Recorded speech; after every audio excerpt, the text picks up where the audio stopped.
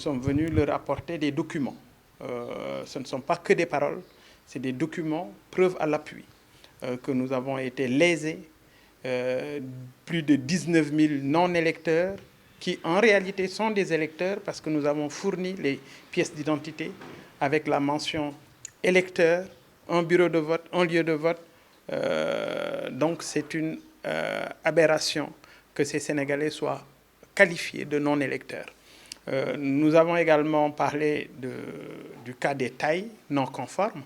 Nous avons montré au président de la Ligue sénégalaise des droits humains cette forfaiture qui a été commise par la Direction générale des élections, mais également le logiciel qui a été utilisé. Alhamdulillah, nous avons trouvé une personne avertie, parce que nous parlons à un informaticien.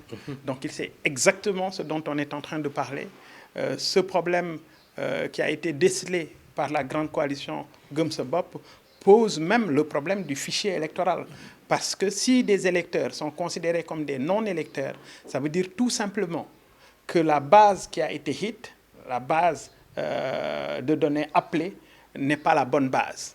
Et ça pose un réel problème par rapport aux élections à venir, mais ça pose même un problème par rapport à la légitimité de Macky Sall par rapport à son élection de 2019.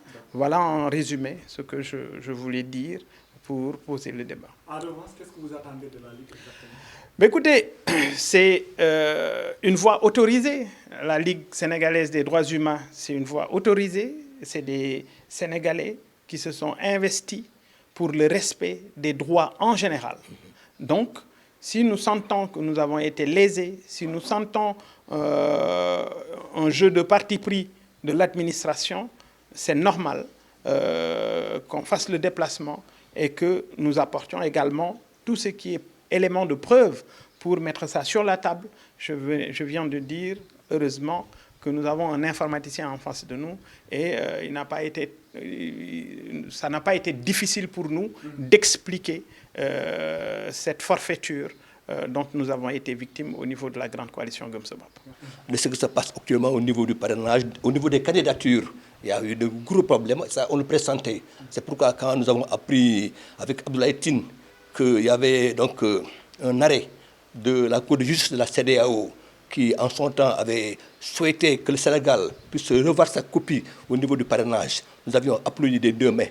Malheureusement, nous n'avons pas été entendus parce qu'on n'a pas compris que l'État du Sénégal, signataire de conventions et de traités au niveau de la CEDEAO, que l'État du Sénégal puisse envoyer des magistrats. Je pense à Sédhiou Mouya Diakhaté, je pense à Aliou Sall, des magistrats émérites au niveau de la CEDEAO et que l'État sénégalais puisse faire défiance à la CEDEAO, justement pour ces arrêts. Donc nous n'avons pas compris en son temps. Nous pensions que l'État allait être dans la raison, donc appliquer les recommandations de la CEDEAO, et ça n'a pas été le cas, de la Cour de justice. Aujourd'hui, j'ai pu apprécier, j'ai pu voir, j'ai pu donc constater des anomalies assez bizarres qu'on nous a signalées. Rejet avec un motif, autre motif, c'est extrêmement vague pour quelqu'un de sérieux.